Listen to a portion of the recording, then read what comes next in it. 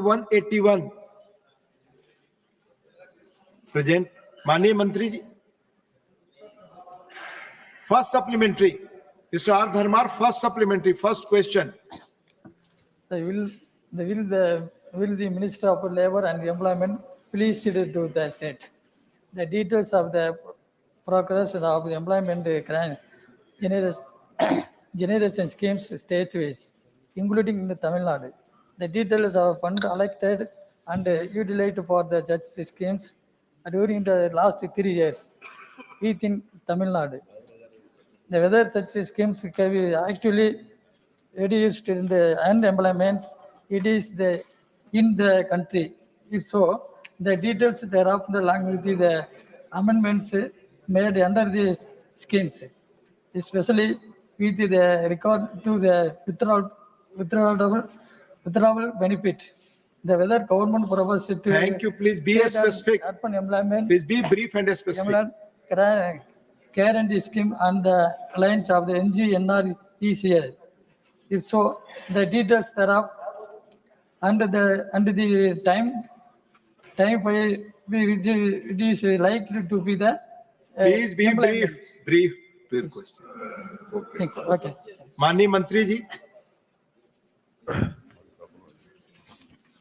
माननीय deputy chairman साहब, माननीय सदस्य ने प्रश्न पूछा है कि तमिलनाडु में भारत सरकार ने पिछले सालों में कितना खर्च रोजगारी सृजन करने के लिए करा।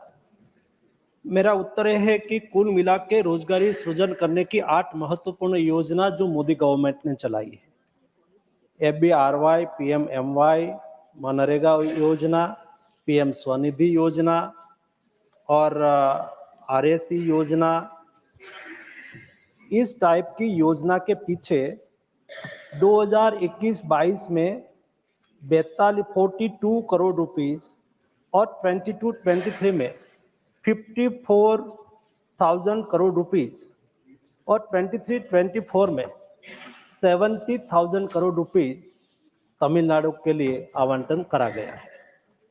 Thank you. Second supplementary. So whether the government is proposing for the any program under any of the these schemes to cover fishermen and Tamil Nadu, the details thereof.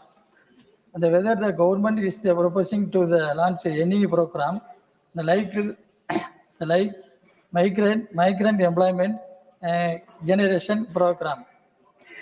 This is specifically for the migrants of the Sri Lankan Tamils. Whether the government is proposing to set up the institute to conducting the training programs of them. Whether the government is proposing to increase the wages being provided under these schemes. Please be brief. For NGNRECS. Thank you. माननीय मंत्री जी। Sir, जैसा माननीय सदस्य ने जानना चाहा है कि रोजगारी सृजन के लिए कौन सी योजना चल रही है और उसमें आप कुछ विस्तार करना चाहते हैं कि नहीं। माननीय डिप्टी चेयरमैन सर, मैं बताना चाहूँगा कि रोजगार सृजन करना ये बहुत आवश्यक होता है और हमारी सरकार ने यानी कि मोदी गवर्नमेंट ने देश में रोजगारी का सृजन हो उसके लिए कई योजना चलाई है और उसका ये नतीजा ये निकला है कि जब हमारा अनएम्प्लॉयमेंट रेट 6% था वो डाउन होकर आज 3.2% तक पहुंचा है और आने वाले दिनों में और कम होगा।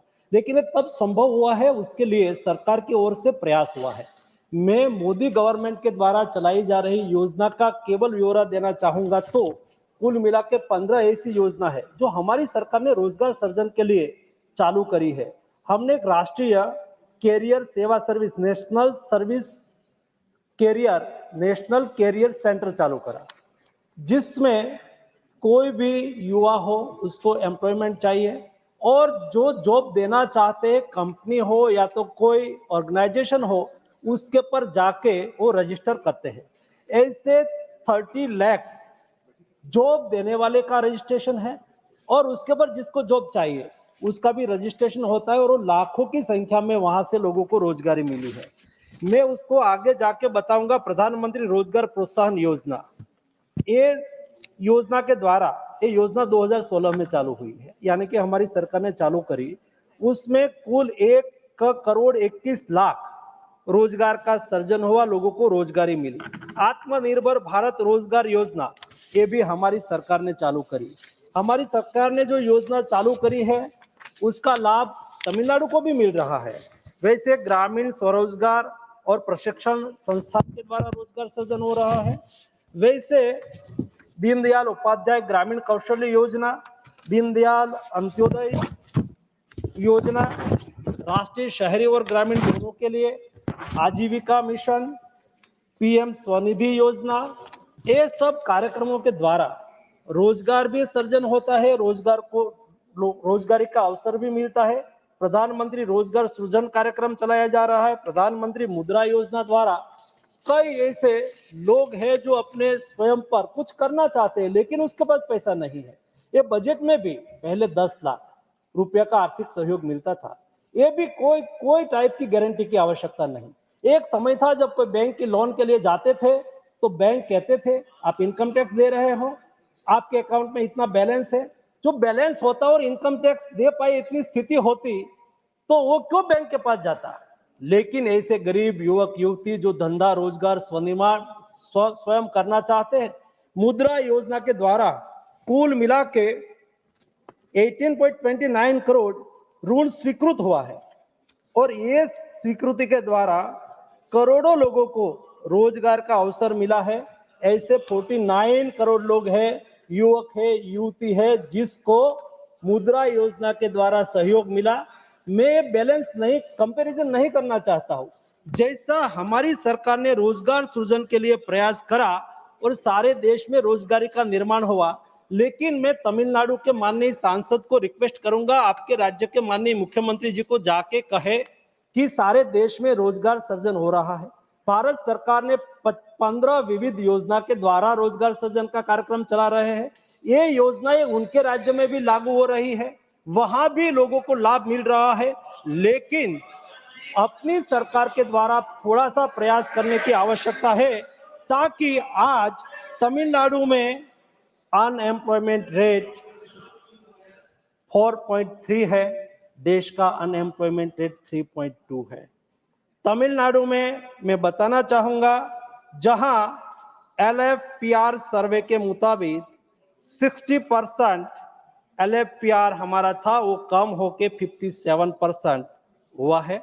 वैसे ही WPR रेशियो, श्रमिक जनसंख्या अनुपात बहुत महत्वपूर्ण होता है, उसमें भी तमिलनाडु में 56% था, वो भी कम होके 54% हुआ है।